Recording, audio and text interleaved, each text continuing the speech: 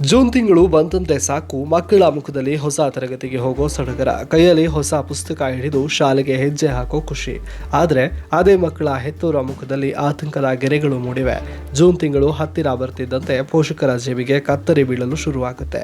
ವರ್ಷ ಪೂರ್ತಿ ಕಷ್ಟಪಟ್ಟು ದುಡಿದ ಹಣವೆಲ್ಲ ಮಕ್ಕಳ ವಿದ್ಯಾಭ್ಯಾಸದ ಖರ್ಚಿಗೆ ಮುಗಿದು ಹೋಗುತ್ತದೆಯಲ್ಲ ಎಂಬ ಕಳವಳ ಹೆತ್ತವರನ್ನ ಕಾಡ್ತಿದೆ. ಶಾಲೆಗಳು ಇನ್ನೂ ಬಾಗಿಲೇ ತೆರೆದಿಲ್ಲ, ಮಕ್ಕಳನ್ನು ಓದಿಸೋದು ಇಷ್ಟೊಂದು ಕಷ್ಟನಾ ಅಂತ ಮಧ್ಯಮ ವರ್ಗದ ಪೋಷಕರು ಕಣ್ಣೀರಾಗ್ತಿದ್ದಾರೆ. ಈ ಬಾರಿ ನೋಟ್ಬುಕ್ ವರ್ಕ್ಬುಕ್ಗಳು ಇಷ್ಟೊಂದು ಯಾಕೆ ದುಬಾರಿಯಾಗಿವೆ? ಜಾಗತಿಕ ಯುದ್ಧಕ್ಕೂ ನಮ್ಮ ಮಗುವಿನ ಕೈಲಿರೋ ಪುಸ್ತಕಕ್ಕೂ ಏನು ಲಿಂಕ್ ಅನ್ನೋ ಡೌಟ್ ಇದೆಯಾ? ಈ ಸ್ಟೋರಿ ನೋಡಿ.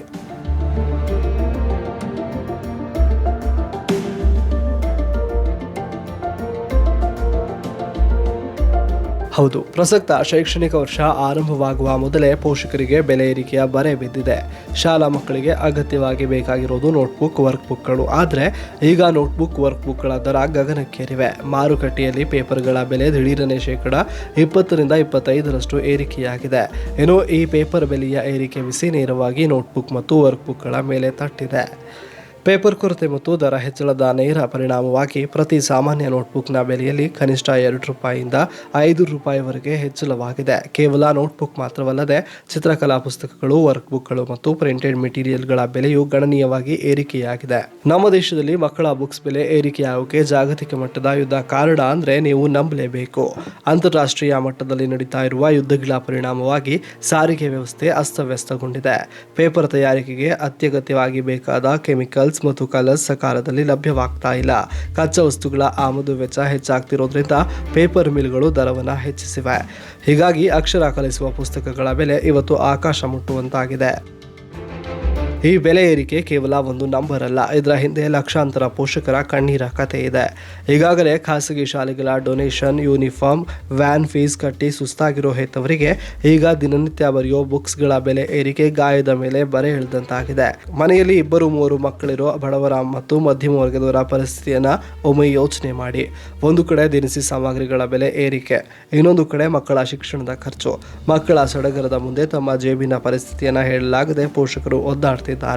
ಮಕ್ಕಳು ಕೂಡ ಪೋಷಕರ ಆತಂಕ ನೋಡಿ ತಮಗೆ ಬೇಕಾದ ವಸ್ತುಗಳನ್ನು ಕೇಳಲು ಹಿಂಜರಿಯುವಂತಾಗಿದೆ.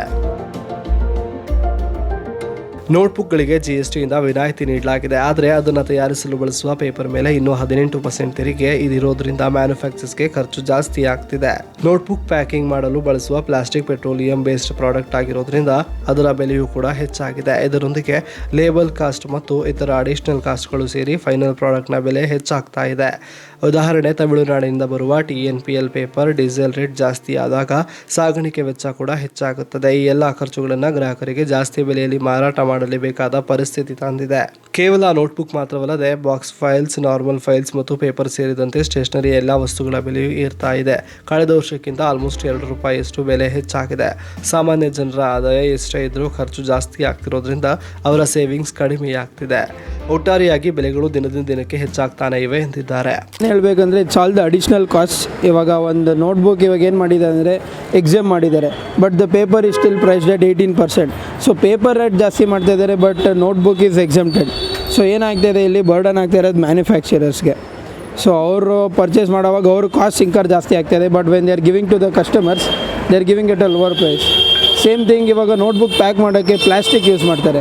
So it is a petroleum based product ಆದ್ದರಿಂದ ಪ್ಲಾಸ್ಟಿಕ್ ಪ್ಯಾಕಿಂಗ್ ಮಾಡೋದ್ರಿಂದನೂ ಅಲ್ಲೂ ಅಡಿಷ್ನಲ್ ಕಾಸ್ಟ್ ಆ್ಯಡಪ್ ಆಗ್ತಾಯಿದೆ. So it's all the additional cost ಏನಾಗ್ತದೆ ಆ್ಯಡ್ ಆಗಿ ಸೊ ಫೈನಲ್ ಪ್ರಾಡಕ್ಟ್ ನೋಟ್ಬುಕ್ ಬಂದು ಆಟೋಮೆಟಿಕಾಗಿ ಕಾಸ್ಟ್ ಶೂಟಪ್ ಆಗ್ತಾಯಿದೆ. ಸೊ ಕಾಮನ್ ಮ್ಯಾನ್ಗೆ ಈಸಿ ಇರಲ್ಲ ಇನ್ನು ನೋಟ್ಬುಕ್ ಪರ್ಚೇಸ್ ಮಾಡೋದು. ಆಬ್ವಿಯಸ್ಲಿ ಹಳೆ ರೇಟ್ ಏನಿತ್ತು 1-2 years ಹಿಂದೆ it won't be the same. So ಎಲ್ಲ ಇನ್ಕ್ರೀಸ್ ಆಗ್ತಾನೇ ಇದೆ. ಲಾಸ್ಟ್ ಇಯರ್ಗಿಂತ ಎಲ್ಲ ಆಲ್ಮೋಸ್ಟ್ ಒಂದು ₹2 ಜಾಸ್ತಿ ಆಗಿದೆ. So common man spending wise ನೋಡಿದ್ರೆ ₹2 ಅವರು ಕೌಂಟ್ ಆಗುತ್ತೆ. ಯಾಕೆಂದರೆ ಇನ್ಕಮ್ ಲೆವೆಲ್ ಎಲ್ಲರದು ಅಷ್ಟೇ ಇದೆ. I don't see a massive difference. ಎಲ್ಲರೂ ಅರ್ನಿಂಗ್ ಲೆವೆಲ್ ಅಷ್ಟೇ ಇದೆ, ಬಟ್ ಸ್ಪೆಂಡಿಂಗ್ ಪ್ಯಾಟರ್ನ್ ಜಾಸ್ತಿ ಆಗ್ತಾಯಿದೆ. ಸೊ ಸೇವಿಂಗ್ಸ್ ಅನ್ನೋದಿರಲ್ಲ. ಮನೇಲಿ ಸೇವಿಂಗ್ಸ್ ಇಲ್ಲ ಅಂದರೆ ಅವ್ರ ಮುಂದಕ್ಕೆ ಸ್ಪೆಂಡಿಂಗ್ ಕಷ್ಟ ಆಗುತ್ತೆ.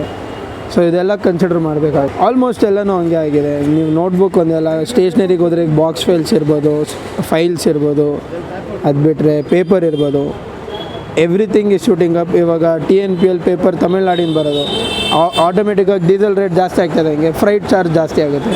ಸೊ ಕಸ್ಟಮರ್ಗೆ ಆಟೋಮೆಟಿಕ್ ನಾವು ಪಾಸ್ ಮಾಡಲೇಬೇಕಾಗುತ್ತೆ ಆ ರೇಟ್ಸ್. ಕೂಲಿ ಚಾರ್ಜ್ ಜಾಸ್ತಿ ಆಗಿದೆ. Labour cost everything is adding up. ಎಲ್ಲ ಪ್ರೈಸ್ ಅಫೆಕ್ಟ್ ಆಗ್ತಾನೆ ಇದೆ and it will keep on increasing ಅಂತ ಹೇಳೋದು. ಒಟ್ಟಾರೆ ಶಿಕ್ಷಣ ಅನ್ನೋದು ಪ್ರತಿಯೊಂದು ಮಗುವಿನ ಹಕ್ಕು. ಆದರೆ ಇವತ್ತಿನ ಪರಿಸ್ಥಿತಿಯಲ್ಲಿ ಸಾಮಾನ್ಯ ಜನರಿಗೆ ಶಿಕ್ಷಣ ಅನ್ನೋದು ದುಬಾರಿಯಾಗಿದೆ. ಒಂದೆಡೆ ಖಾಸಗಿ ಶಾಲೆಗಳ ಡೊನೇಷನ್ ಮತ್ತು ಫೀಸ್ ಹಾವಳಿ, ಇನ್ನೊಂದೆಡೆ ದೈನಂದಿನ ಬಳಕೆಯ ವಸ್ತುಗಳ ಬೆಲೆ ಏರಿಕೆ. ಇವುಗಳ ಮಧ್ಯೆ ಈಗ ಅಕ್ಷರ ಕಲಿಯುವ ಪುಸ್ತಕಗಳ ಬೆಲೆಯು ಸಾಮಾನ್ಯ ಜನರಿಗೆ ಎಟುಕದಂತಾಗಿರೋದು ನಿಜಕ್ಕೂ ಕೂಡ ದುರಂತ.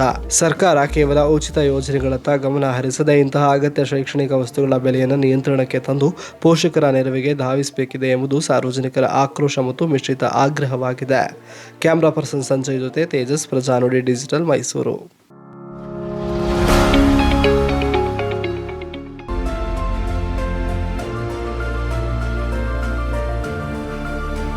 ನೈಜ ಸುದ್ದಿಗಾಗಿ ನೋಡ್ತಾ ಇರಿ ಕನ್ನಡಿಗರ ಪ್ರಜಾನುಡಿ ದಿನಪತ್ರಿಕೆ.